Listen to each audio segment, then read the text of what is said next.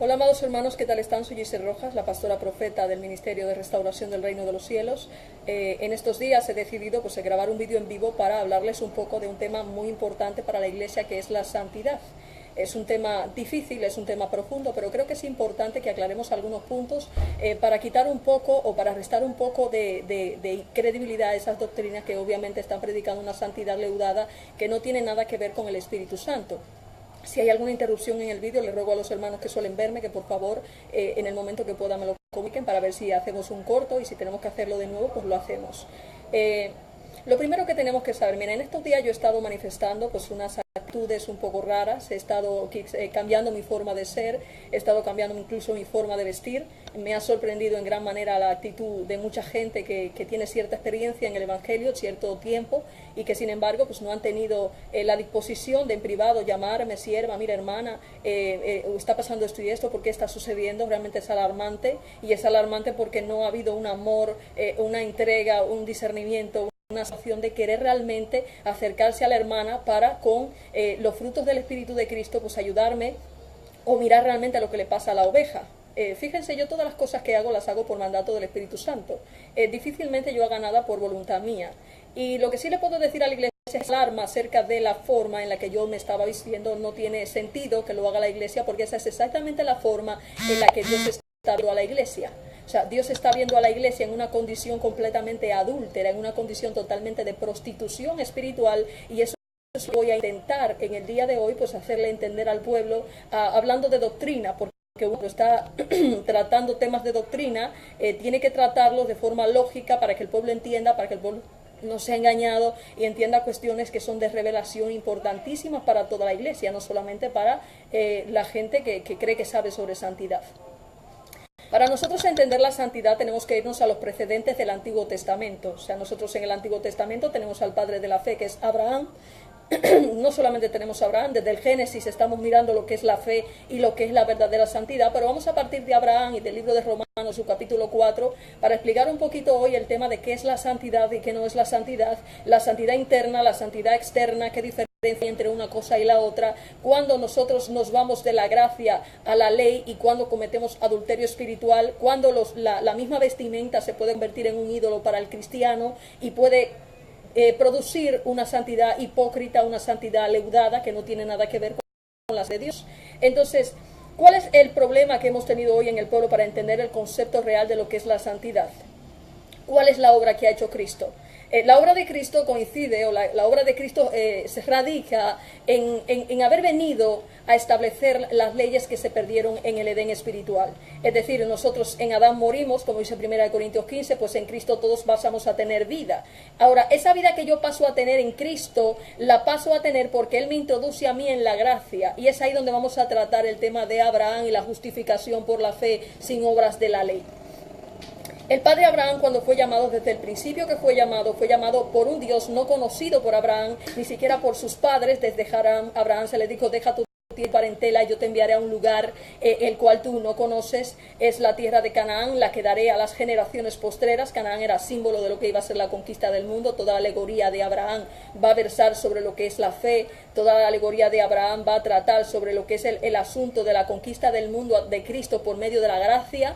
Entonces, cuando a Dios le da la orden a Abraham de dejar su tierra, Abraham no hace ningún tipo de cuestionamiento, porque si te das cuenta, desde el principio Dios a Abraham le estaba conduciendo por su Espíritu Santo, por voz audible. La ley no estaba en ese entonces para establecérsela a Abraham, ni siquiera la circuncisión. Por eso dice que Abraham no fue justificado por ley, sino que fue justificado por gracia. Cuando Abraham tiene a su hijo Isaac en la teofanía de Mamre, ya el ángel de Yahvé le había avisado de que en Isaac le sería llamada descendencia. Su mujer Sarai, que representaba a lo que iba a ser la nueva alianza ante Agar, que iban a ser los esclavos del pacto de la ley, él había recibido en ella la promesa de Isaac, que íbamos a ser nosotros los gentiles, y que en ellos les iba a llamar descendencia. El problema es que en un momento dado el padre Abraham recibe de Dios, una vez ya el niño ha nacido, una orden de ejecutar al niño y sacrificarlo en el monte Moriah. Para vosotros puede parecer un mandato a lo mejor hasta normal, pero date cuenta que a él se le está demandando que haga algo totalmente contrario a lo que se le había dicho para él tener descendencia, a nivel de tener todos hijos en las naciones, como las estrellas del cielo. Y el padre Abraham, cuando recibe la orden, no la cuestiona. El padre Abraham lo que hace es que coge su muchacho, se lo sube al hombro: venga, mi hijo, vamos para arriba, que hay un sacrificio que hay que hacer. Pero lo que la gente no sabe es que ese sacrificio de Isaac iba a simbolizar el sacrificio de Cristo, porque ese monte Moriah era el mismo monte Calvario donde Cristo iba a ser ejecutado. Entonces, ¿qué es lo que sucede con este sacrificio que se le pide a Abraham? Y se habla de la justificación por la fe. Que Abraham no va a ser justificado porque haya hecho una obra en la ley, sino que va a ser justificado por haber obedecido una orden del Espíritu Santo, creyendo que aún de los muertos podía haber resucitado a Isaac para cumplir la promesa que le hizo primero. Cuando Jesucristo es enviado a la tierra, y cuando él va a matar al niño, que Dios le dice: yo me he provisto de un macho cabrío en su lugar, Dios está planteando a través del padre Abraham cómo va a ser la salvación de los creyentes por medio de la gracia, por medio de la obediencia al Espíritu que se perdió en la promesa, y que Dios venía a traer a los gentiles para poder ser guiados a toda verdad y perfeccionados en esa ley que la ley no puede perfeccionar. Y vamos a entrar a la materia en ese aspecto, porque es verdaderamente importante. ¿Qué es lo que está pasando con esta alegoría de Abraham? Se nos está explicando que nosotros los gentiles no vamos a ser justificados por hacer obras en la ley. No es por las obras de la circuncisión, no es por las obras de la que prescribe lo que es pecado, lo que no es pecado. En nosotros lo que va a primar es la ejecución de la voluntad de Dios. Y aquí viene la pregunta clave que la iglesia no ha podido hacerse y que la iglesia no ha podido comprender. Realmente, ¿qué estás dispuesto? Escúcheme que me ha entrado una llamada y pues me he quedado un poco en pausa. ¿Qué estás dispuesto tú a hacer realmente por voluntad de Dios? ¿Qué estás dispuesto tú a hacer que Dios te pida por voluntad de Dios? En esto consiste el problema de la gracia, y ahora nos vamos a ir al Edén y veremos por qué razón radica en esto todo lo que es la ejecución y todo lo que es el problema de la salvación por la fe. En el Génesis, cuando los padres Adán y Eva estaban en el Génesis, que eran alegoría de Cristo y la iglesia, había un Edén espiritual que estaba establecido por Dios, y en ese Edén espiritual Dios había puesto a la iglesia por medio del sacrificio de Jesucristo. Es decir, que el Señor había establecido al Señor Jesús. Escúcheme que el enemigo siempre en este tipo de temas tiene que intervenir para que las cosas no sucedan como Él quiere que sucedan, pero nosotros estamos en pie de guerra hablando aquí la verdad que Dios nos ha puesto para su pueblo en este día de hoy, que es maravilloso y fantástico para seguir con esta predicación. En ese Edén espiritual Dios había dispuesto dos árboles. Había dispuesto el árbol de Cristo, que es la doctrina de Cristo, que es la vid verdadera, y otro árbol que era el de la ciencia del bien y del mal, que obviamente iba a estar ahí dentro la serpiente, tentando a la iglesia, que es Eva, a volverse atrás de los mandatos de ese otro árbol. ¿Qué pasa? Que Dios había dejado a la iglesia guiada por el Espíritu, no guiada por la ley. Pero ese nuevo árbol iba a hacer que la iglesia se volviera a la ley a manera de juzgar y caer todo bajo maldición, porque establece Gálatas en su capítulo 3 del 6 al 17, nos dice claramente que los que quieren vivir por la ley incurren en maldición. Es decir, que la única forma de nosotros ser justificados ante Dios, de nosotros vivir plenamente la formación en Dios y ser verdaderamente perfectos en la ley de Dios, es por la obediencia al Espíritu Santo que Cristo vino a obedecer. Es decir, ese Espíritu Santo es el que me va a guiar a mí a toda verdad, como dice el apóstol Juan en primera carta, a partir del capítulo 2. El Espíritu Santo es el que nos va a dar el convencimiento de pecado, como dice Cristo, es el que nos va a guiar a toda verdad en las mismas Escrituras, es el que nos va a guiar a no caer en ese árbol malo, a no ser tentados por ese árbol malo, porque desgraciadamente, ¿qué es lo que hace ese árbol? Hacerte volverte a ti a la ley. Y es ahí donde nosotros vamos a ir entendiendo el concepto de la santidad interna y la santidad externa. ¿Qué es santidad interna? La santidad interna viene de la circuncisión de mi corazón. Dice la Biblia que la justificación de Abraham vino por haber hecho obras de fe que le valieron a él una santificación de su corazón, una limpieza eficiente del pecado del corazón por medio de la circuncisión que produce el bautismo de fuego en el creyente. Es decir, que ¿de dónde viene el espíritu que nosotros recibimos a través de Cristo? Es el espíritu que se perdió en el Edén, es el espíritu que no pudimos acceder a causa de la rebelión y que Cristo venía a establecer en el Edén para que volviéramos a ser guiados por Él y guiados en la misma ley que Dios estableció con aguijones, porque lo hizo desde el Antiguo Testamento. Dios desde el Antiguo Testamento dijo que le dio preceptos por los que no podrían vivir. A través del Antiguo Testamento dijo que cegó sus ojos y endureció sus oídos para que viendo no vieran y oyendo no oyeran, o sea que se salvaran. Lo dice a través del profeta Isaías, lo vuelve a citar Jesucristo. Y la forma que Dios tenía de librarnos a nosotros de esos aguijones era por medio de la guía del Espíritu Santo.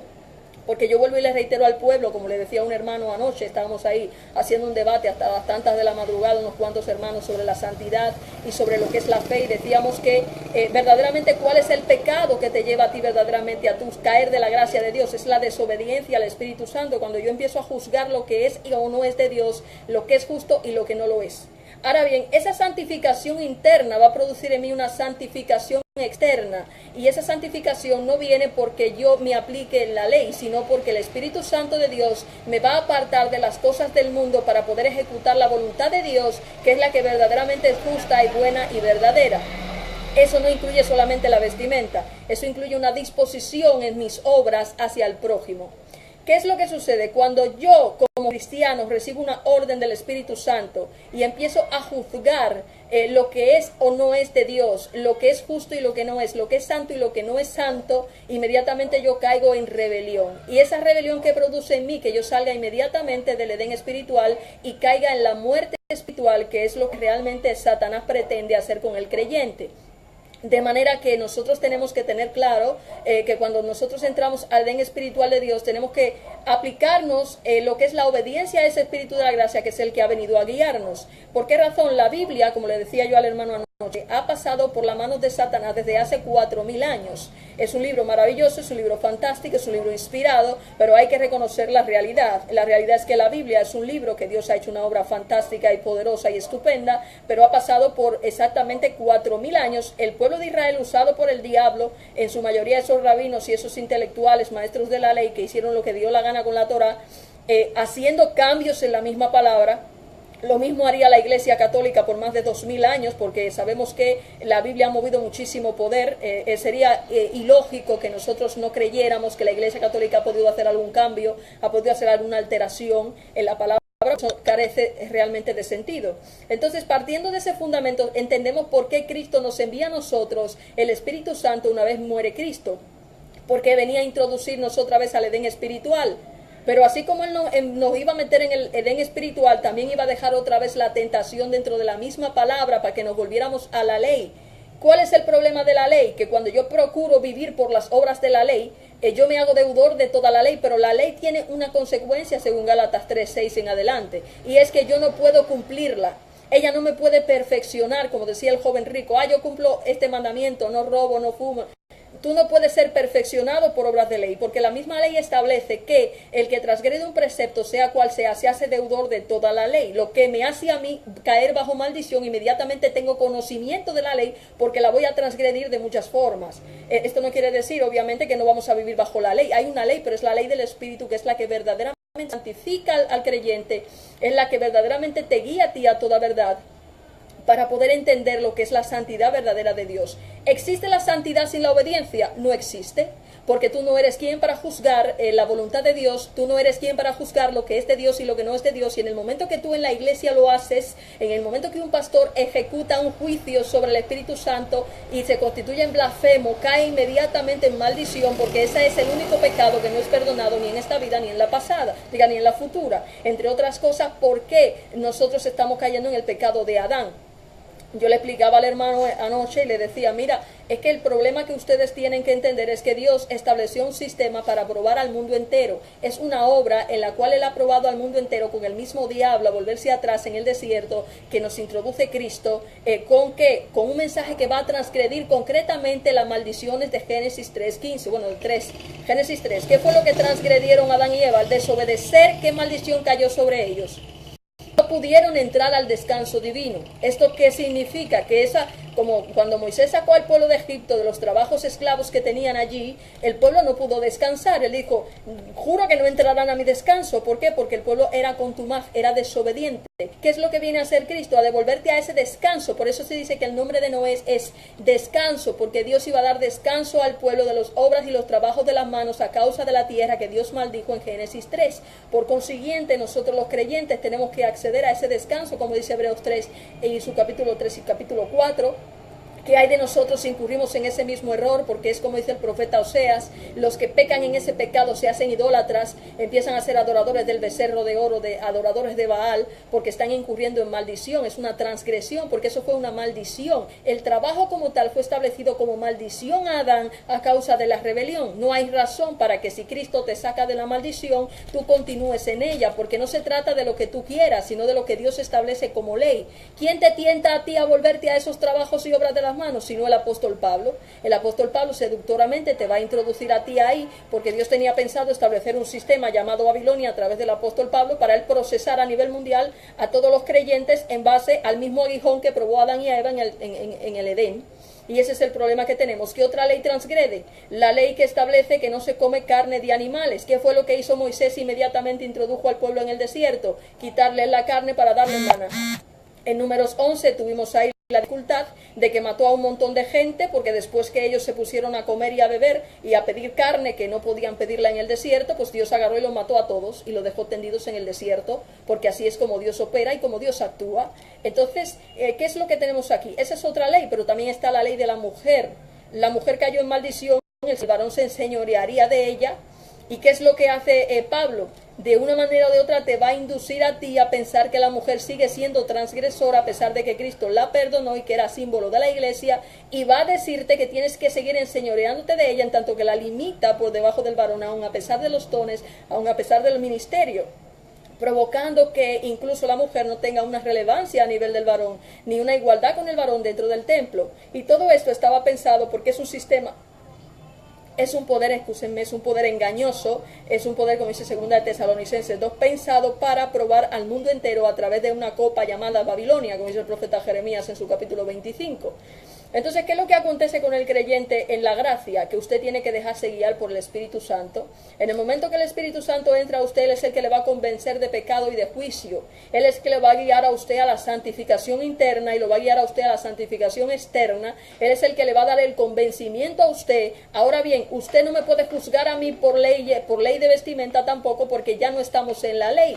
Ahora, el hecho de que no estemos en la ley no significa que el mundo nos siga bajo maldición, y a razón de la transgresión nosotros debemos tener cuidado, debemos santificarnos y debemos llevar una vida apartada, no solamente en lo que es accesorio, porque si yo no entro al descanso, si yo sigo trabajando igual que trabajaba en el mundo, si yo sigo comiendo carne como comía en el mundo, si yo me dejo morder por el aguijón, yo santidad no tengo ninguna, estoy fuera del Edén. Aunque yo me haga historias en mi cabeza, yo no cumplo la ley de Dios. Estoy en el desierto revelado adorando un becerro de oro, porque además te vas a ir tras un salario de iniquidad, porque ese evangelio, como es engañoso, te va a tentar a ti a volverte al mundo y a la corrupción del mundo, y vas a estar trabajando en el aguijón y no te vas a dar cuenta.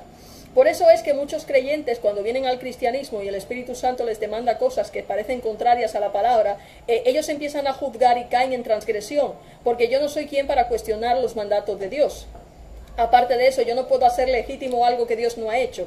Si yo, en el hipotético caso que yo quiera hacer ley algo que es de mi propia voluntad, yo lo he hecho yo, pero no lo ha hecho Dios. Y cuando no es Dios que lo hace, tú te vas a enfrentar tarde o temprano a un problema serio con Dios, porque Dios te va a confrontar a ti con tu pecado y con tu mentira que tú estás viviendo. Y cuando viene a ver que hacen unas maldiciones, como dice Asaf en el salmista, en el Salmo 73, que esa gente vive muy bien un tiempo en la tierra, en el Evangelio viven genial, sus hijos fantásticamente, pero llega un momento que tú no sabes el reveladero que Dios te va a poner. Por consiguiente, tienes que tener cuidado. La santidad es importante. ¿Por qué razón? Porque la santidad es lo que garantiza que tú no caigas en el fariseísmo. ¿Qué es lo que hace que yo sea santo? No hace que yo sea santo la ropa, no hace que yo sea santo que me aplique 50 leyes que no vas a cumplir, porque tú cuando no transgrede una, transgrede la otra y estás bajo maldición si pretendes vivir por la ley. Lo que hace que yo sea santo es que si Dios me demanda a mí una cosa hoy, cuando me la demanda, yo diga, sí, Señor, heme aquí, sea tu voluntad, no la mía. O sea, lo malo de la gracia que tenemos, la diferencia que tiene con la ley, la dificultad que tiene con la ley, es que yo no me gobierno, yo no hago mi voluntad. No es una licencia para pecar, ojo, porque hay gente que dice, bueno, es que como estamos en la gracia vamos a fornicar, vamos a mancillar la carne, vamos a transgredir la ley, porque como la ley no hay ley. No, perdón usted, la ley lo que pasa es que a través de la gracia yo puedo hacerla perfecta. Es decir, ¿qué es lo que me produce a mí Dios con la muerte? ¿Qué es lo que me produce a mí Dios con el proceso? Me produce un quebrantamiento y una circuncisión del corazón para tener eficiente conocimiento de lo que es el pecado y para apartarme de él. O sea, si usted ve la vida de David, como Dios procesó a ese hombre, no fue para que siguiera pecando, sino para que tuviera conciencia de la gravedad de su pecado y se pudiera apartar, para que se pudiera apartar de la maldad, y al apartarse de la maldad, él pudiera entender lo que es la falta de misericordia, lo que es la falta de piedad, lo que es la falta de justicia, aprendiera a tener humildad, que fue lo que él hizo al procesarlo en el desierto con el mismo Saúl, porque él a nosotros nos introduce en la iglesia y en este sistema apóstata es precisamente para formar esos frutos en nosotros. Y una vez entras a la iglesia, tú tienes dos opciones, que seas ungido como David o que seas ungido como Saúl. Si eres ungido como Saúl, vas a seguir gobernando, pero sin el beneplácito de Dios. ¿Por qué? Porque la desobediencia es como el delito de la idolatría, y la contumacia es como los terafines, la hechicería, que fue lo que le pasó a Saúl. En el momento que usted desobedece al Espíritu Santo, que usted entra al cristianismo y usted se hace que usted es un juez, usted cae en maldición, usted va a ser sacado del Edén espiritual, aunque siga dentro del templo, van a venir 7 demonios peores que lo que usted tenía, a ponerlo a usted a gozarse y a conseguir beneficios, a perseguir a los ungidos que sí están operando en la ley de Dios y que están obedeciendo y que están cayendo en todo tipo de escándalos, y usted no entiende y se va a poner a perseguirlos, y la maldición suya pues va a ser la misma que la de Saúl, Jonatán y todos los hijos de Saúl. ¿Por qué? Porque Saúl se aplicaba la ley, él que le daba la gana, conforme a su propia concupiscencia, no la voluntad de Dios. Si Dios te demanda algo, tú no eres quien para juzgarla, tú tienes que ejecutarla. Esa es la diferencia entre la santidad de Dios. Usted puede ser una persona santa, yo detesto el pecado, considero que el pecado trae muerte, el pecado trae sufrimiento, el pecado contamina al hombre y mata al hombre.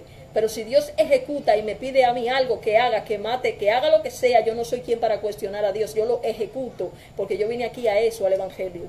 Soy un sacerdote del Señor y estoy para cumplir la voluntad de Dios. Yo no me debo a mí, ni a lo que me conviene, ni a lo que me podría venir mejor a mí, a mi familia. Yo me debo a lo que le viene bien al reino.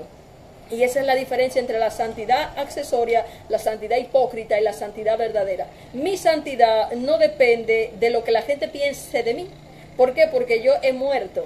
Y como ya he muerto una vez, no puedo morir 2 veces. Yo no le tengo miedo a la muerte, porque la muerte produjo en mí mucha gloria. Y esa gloria que produjo en frutos espirituales es la que yo os estoy mostrando hoy, para que entendáis lo que es la santidad verdadera de Dios, que no existe sin obediencia. Dios no te mandó a ti a juzgar si algo es bueno o es malo. No te mandó a juzgar si eso hace daño o no a la gente. Te mandó a ejecutar. Y cuando Dios demanda algo y tú no lo cumples, inmediatamente sales del Edén y te quedaste en una situación que va a ser muy difícil que puedas retornar para atrás, porque vas a irte por el camino de Balaam y vas a empezar a vivir en un evangelio falso establecido como un sistema apóstata para perseguir, probar y formar a los mismos creyentes de Dios, pero tú no te vas a salvar. Entre otras cosas porque vas a empezar a manifestar frutos de muerte y vas a ejecutar obras de iniquidad que no agradan a Dios, porque entre otras cosas te llenas de lepra espiritual. Yo le comentaba a un pastor en estos días, decía, no, es que claro, yo cobro para yo predicar porque yo dejé el trabajo que tenía y de algo tengo que vivir. Digo, mire, usted tiene que entender que Dios es el dueño de la obra. Que hemos ganado no sé cuántas almas para Cristo. Mire usted, la obra no es suya. Jesucristo tenía 7.000 seguidores, Jesucristo tenía 5.000 seguidores. En el momento que le empezó a hablar del maná, ¿vale?, lo dejaron absolutamente solo. Es decir, ellos se apartaron de Cristo porque no les interesaba la verdadera doctrina, solo le quedaron los 12, pero ¿tú te crees que porque solo quedaron 12 a Jesucristo no le fue la obra como tenía que irle? ¿Tú crees que porque se apartaran de Cristo, Dios no hizo la obra que tenía que hacer con Cristo? ¿Crees que porque Cristo murió y se fueron todos corriendo, Dios no hizo el portento que hizo a través? ¿Tú crees que Él no hizo el portento que tenía que hacer a través de Cristo? Pues Él lo hizo, porque es una obra humana, esto es una obra espiritual. La obra que Dios estaba tejiendo debajo de Jesucristo a través de esa forma en la que Él iba a vencer al diablo era portentosa, porque Él estaba hilando el camino que tú tienes que seguir cuando entras al Evangelio para poder vencer a Satanás en las mismas Escrituras. Y la gente dice, no, porque ya Cristo pagó por mí. No, perdón usted, Cristo lo que hizo fue pagar el precio para poder enseñarte el camino para que el diablo no te coma con víveres en la palabra.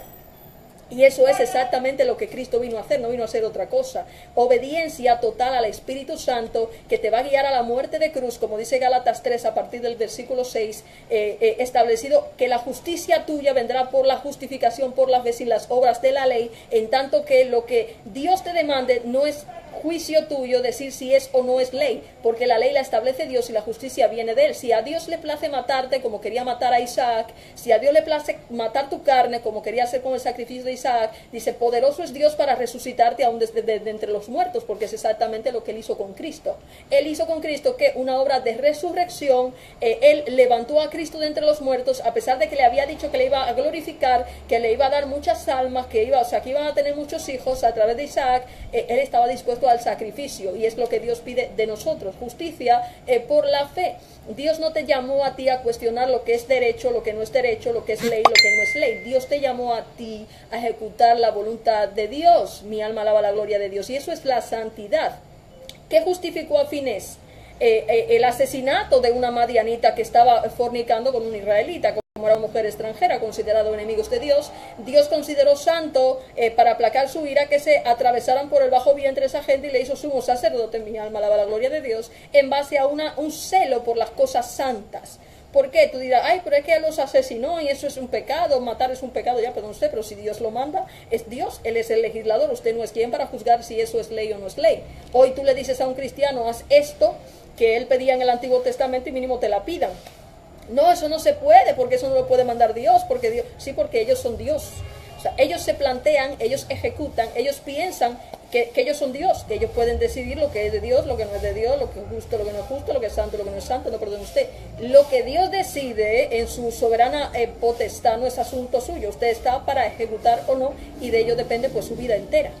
Entonces mi alma alaba la gloria de Dios. En estos días me decía un amigo, que usted es profeta. Le digo, mira, los profetas de hoy, la mayoría lo que andan es de payasos en el evangelio, profetizando y hablando cosas que no vienen la mayoría de las veces de Dios. Y usted me excusan que yo hable con toda propiedad y con toda claridad, pero hablo desde la autoridad que el Espíritu Santo me ha dado.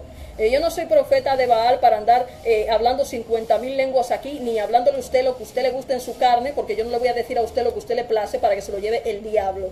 Ya a usted le voy a soltar su verdad, le guste a usted escucharla o no. Mi alma alaba la gloria de Dios. Hoy hay muchos profetas que están comiendo a la mesa de Jezabel, que se están hartando y se están poniendo gordos como la vaca de Basán a partir de sandeces y de falsas doctrinas que no vienen de Dios. Tienen 50,000 seguidores. A mí no me interesa que me sigan, no me interesa su dinero, absolutamente. Llevo tantos tiempo en el Evangelio y nunca le he pedido un centavo a nadie. Si quieren darme un día un plato de comida porque tengo hambre, fantástico. Si tengo hambre me lo dan, yo lo acepto regaladamente y fantásticamente. Pero por lo demás yo no necesito su dinero. Lo que necesito es que ustedes den fruto digno de arrepentimiento. No me interesa que se vayan a esclavizar para que me mantengan, porque a mí me mantiene Dios. Yo vivo por la fe y no me quejo. Entonces yo no voy a estar aquí predicando cosas y hablando cosas como los falsos profetas. Jesucristo, ¿cuántas profecías dio en el Nuevo Testamento? Si tú te sientas a ver a Jesucristo cuántas profecías dio, yo creo que tú no sacas ni 3. Jesucristo se dedicó a establecer doctrina, porque en él se cumplían todas las profecías. Por consiguiente, si las profecías se cumplían en él, ¿a qué tiene que estar profetizando situaciones? Tendrá que ejecutar lo que Dios había planteado para él a través de una obra portentosísima. Entonces los profetas de Dios no están para estar hablando como cantores de amores todo lo que tú quieres escuchar en tu carne. Los profetas están para, cuando Dios quiere darte una palabra a ti, Él te la va a dar hasta a través de una piedra si te la tiene que dar, porque Dios es así. Entonces cuando nosotros aprendemos a trabajar con eso, no caemos en manos de hechiceros y de brujos, porque hay muchísima influencia del diablo en las iglesias, porque lo que quieren es estar buscando, en donde quiera que suene un tarro, andan buscando un profeta para que le lea las cartas, porque son brujos. Se han dedicado a buscar brujería en el evangelio con los profetas. Yo no soy bruja, ni tengo una bola mágica. Yo le oro a Yahvé, y si a Yahvé le place que yo a usted le diga algo, yo se lo digo. Si a él no le place que yo se lo diga, no se lo diga. Es mejor que ni me consulte, porque igual cuando lo haga puede que hasta lo condene Dios a usted por idólatra. Entonces aprendan a tener temor de Dios, señores, que esto no es una broma, esto no es un juego. Yo estoy aquí para establecer doctrina.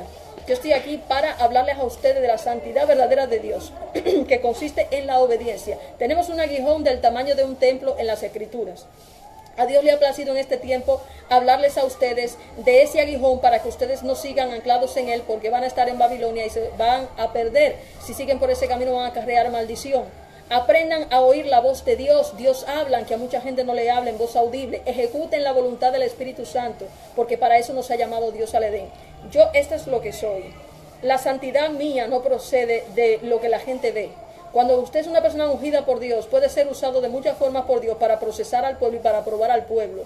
Hay muchísima gente que se ha ido de boca juzgando situaciones sin saber por qué Dios la provoca, y gente que ha sido escarnecida y están en pecado. La gente nada más que vive juzgando el pecado, y por eso es que muchos caen en los mismos pecados que ellos juzgan, porque se han dedicado a ser jueces en el Evangelio, y nosotros no estamos en el Evangelio para ser jueces, estamos en el Evangelio para ejecutar la voluntad de Dios. Aquí donde ustedes me tienen, yo soy una persona que vivo por la voluntad de Dios.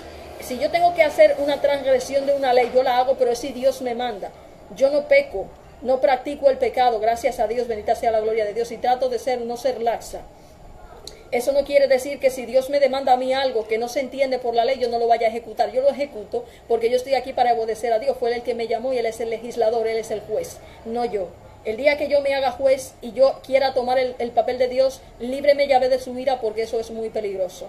Amados hermanos, yo quiero que ustedes en este día pues se me tengan paciencia un poco, porque he estado un poco rápida, he hablado muy a la ligera quizás. Me hubiera gustado que hubieran debates, no he podido saludar a nadie. Hola Juanito de la Cruz, hola Andrea Belén, me está viendo, Darlina Sosa, Crisel Frías, gracias por seguirme, de verdad, es fantástico.